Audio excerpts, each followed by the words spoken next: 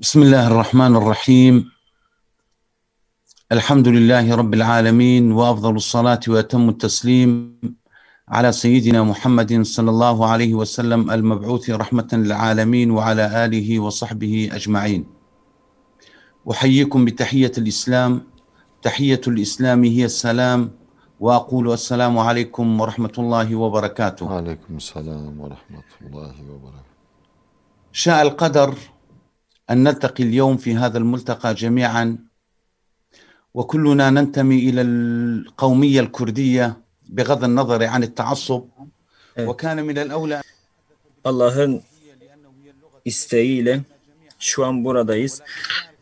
Çoğunluk Kürt olduğu için Kürtçe konuşmak isterdim ama evet, yalnız Arapça konuşma yapacağım. Çünkü şu an herkes hissediyorum ki bizim evet, Kur'an dili olduğu için Arapça ile de buluşmamız, konuşacağım. sizlerle nurlu yüzlerle buluşmamız büyük bir Buluştuğum için şeref. لأنقل إليهم تحيات علماء الدين الإسلامي في إقليم كردستان، حيث نحن نشارك أعمال هذا الملتقى العلمائي الخامس في ظروف عصيبة يمر بها البشرية بأسرها، ألا وهو ظروف جائحة كورونا. Bugün burada toplamamızın sebebi de koronavirüs nedeniyle bu şekilde toplamak zorunda kaldık. Allah'tan temenni ediyorum ki bütün sizlere, bütün Müslümanlara sıhhatini geri iade etmesi, sıhhate kavuşturmasıdır. Bu programı, bu buluşmayı gerçekleştiren bütün herkese çok teşekkür ediyorum.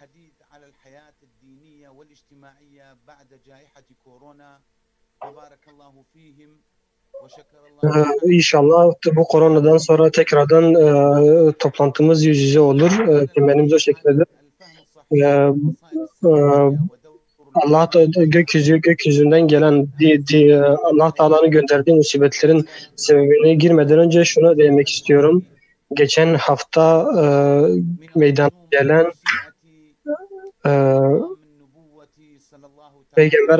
Peygamber Efendimiz hakkında iğrenç karikatürler yayınlandı. Maalesef biz bugün Kürdistan bölgesinde bunu şiddetle kınıyoruz. Bu iğrençliğe karşı duruyoruz. Bütün peygamberlerin, herhangi bir peygambere yapılan bu hakareti kesinlikle kabul etmiyoruz. Çünkü bize düşen hiçbir peygamber arasında hiçbir fark gözetmememizdir. Biz de hiçbir peygamber arasında fark gözetmeksizin bütün peygamberlere, hiçbir peygambere hakaret edilmemesinin çağrısı yapıyoruz. Hiç kimsenin bu hakareti yapmaya hakkı yoktur. Hakaret edemez hiçbir peygambere.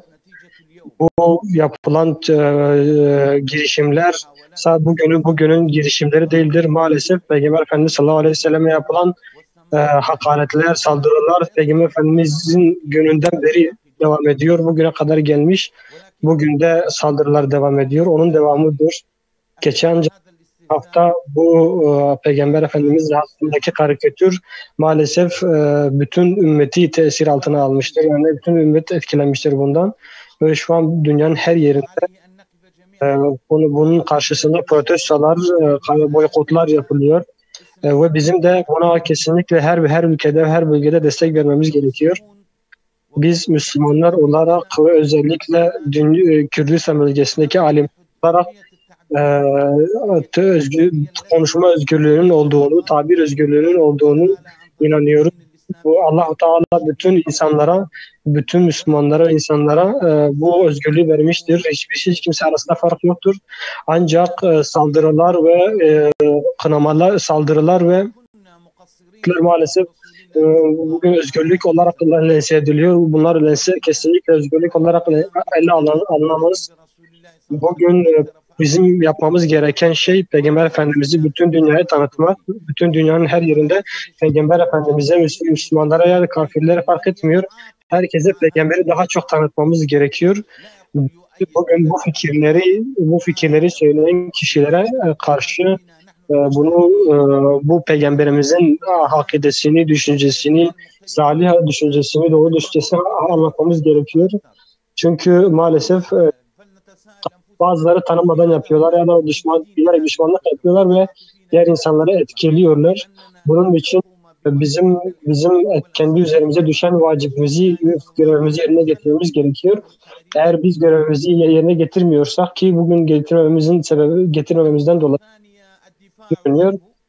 Maalesef düşman olanlar bunu kullanarak bu peygamber hakkında hiç bilgisi olmayanları kandırıyorlar.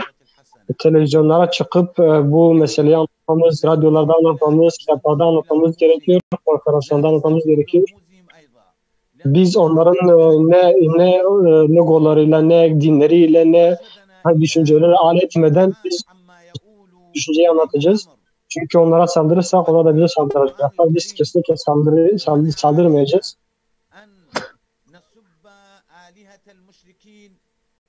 Biz bugün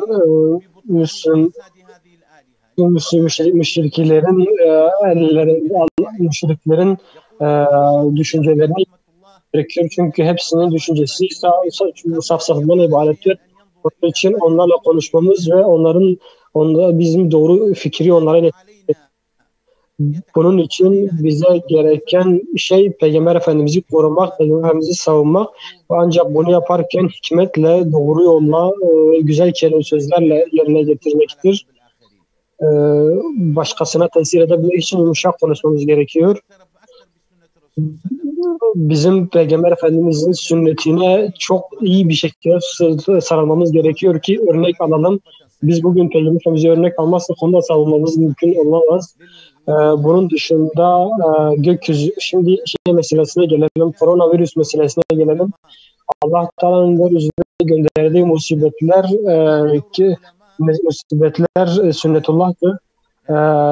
Biz alimlerin bu meseleleri değerlendirmesini iki başlık altında ele alabiliriz. Gökyüzünden gelen musibetler,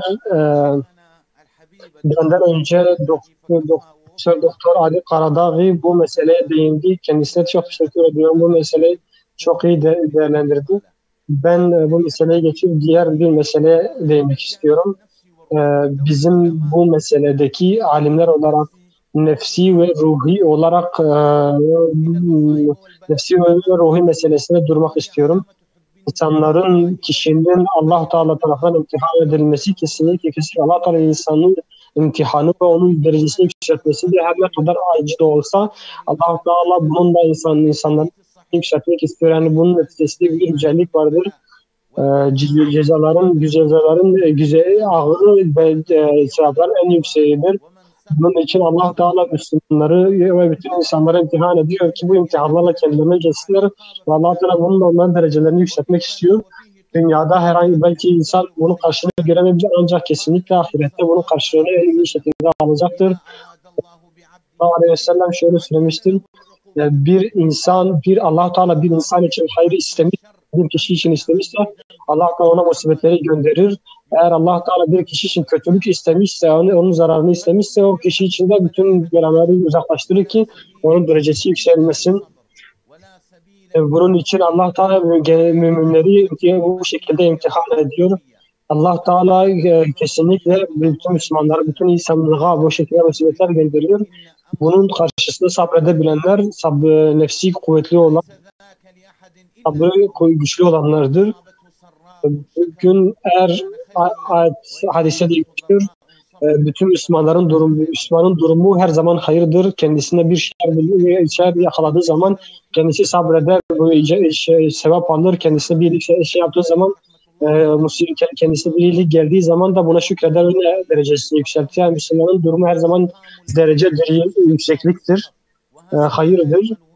Bunun için bizim musibetlerle alay etmememiz, onlara karşı sabretmemiz gerekiyor ki sadece kafirler, sadece alay edenler, cahiller bu gibi musibetlerle alay eder, bu gibi musibetler sabretmezler. Bunun için bugün biz alimler olarak ilk önce nefsimizi hazırlamamız gerekiyor. Yani alimlerin Müslümanları musibetlerden önce nefislerini hazırlamaları gerekiyor. Onların nefislerini güçlendirmeleri gerekiyor. Çünkü sabır zordur ve nefsin yapması gereken bir şeydir. Bunun için alimler Müslüman insanların, diğer halkın hislerini güçlendirmesi gerekiyor. İkincisi ise alimlerin yapması gereken ikinci görev müminlerin imanını güçlendirmesi gerekiyor. Çünkü Müslümanlar biliyorlar ki başlarına gelen bütün musibetler ne ertelenebilir ne de erken getirilebilir. Kaderdir, buna iman ediyorlar ve bu şekilde inanıyorlar.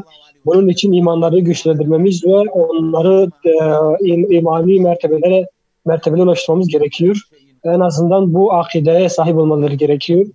Üçüncü yapmamız gereken şey ise Resulullah sallallahu aleyhi ve sellemin ve eski dönemdeki salih insanların başlarına gelen musibetleri düşünmemiz gerekiyor sürekli bir şekilde. Halka bunu anlatmamız gerekiyor. Çünkü onlar salih kişilerdi ve birçok musibetle karşılaştılar ve bu şekilde mertebeleri yükseldi. Bizim de sürekli onları anlatmamız ve bunları halka anlatmamız gerekiyor. Çünkü sürekli sabrediyorlardı onlarda. Dördüncü mesele ise Allah Teala'nın sabrının ve fadlının çok geniş olduğunu bilmesi gerekiyor. Allah Teala'dan duasında istemesi gerekiyor. Allah Teala ayette şöyle buyuruyor: ben zannı üzerineyim. Yani beni nasıl biliyorsa o şekildeyim. Onun için insanlar daima Allah Teala hakkında suizan değil, hüsnü zanla yaklaşması gerekiyor. Çünkü yaşadığımız meselelere bu şekilde baktığımızda Allah Teala bizim meseleleri o şekilde evirecektir. Belki ayette de buyurduğu gibi sizin gördüğünüz birçok mesele vardır. Şer olarak görüyorsunuz ancak hayır olarak gördüğünüz birçok mesele de şerdir. Onun için her zaman bizim Allah Teala hakkında hüsnü zanda bulunmamız gerekiyor. Bizim bunun dışında dediğimiz gibi daha şiddetli bir şekilde musibetlere kalmış kişilere bakmamız ve kendimiz ona göre hareket etmemiz gerekiyor. Altıncı yapmamız gereken şey ise yani katmamız gereken şey bizim bilmemiz gerekir ki faziletler yüksek mertebe için, yani musibetler yüksek mertebelerdeki kişiler için geliyor. Ayette de hadiste de buyurulduğu gibi en büyük musibete düşen olan peygamberlerdir. Ondan sonra gelenler, ondan sonra peygamberlerden sonra gelenler için gelir musibetler. Yani kişinin musibeti kendi dininin, kendi inancının seviyesine göredir. Onun için o şekilde bir düşünceye sahip olmamız gerekiyor. İkincisi ise bizim karşılaştığımız bütün musibetler bizim musibetlerin bizim derecemizde günahlarımıza kefaret geldiğini bilmemiz gerekiyor. Bu üçüncü, sekizinci olarak ise Müslümanlar bir musibetle karşılaştığı zaman kendisinde bir hata olduğunu farkına varıp bu hatadan geri dönmesi gerekiyor. Çünkü her musibetin de bir karşılığı olabiliyor. Bir günahdan dolayı geliyor olabilir. Bunun için de kendi nefsini hesaba çekip yaptığı bu yanlışlardan tekrardan dönmesi gerekiyor. Dokuzuncusu ve sonuncusu olarak ise şikayetten ve bu şikayetten uzaklaşmamız gerekiyor. Çünkü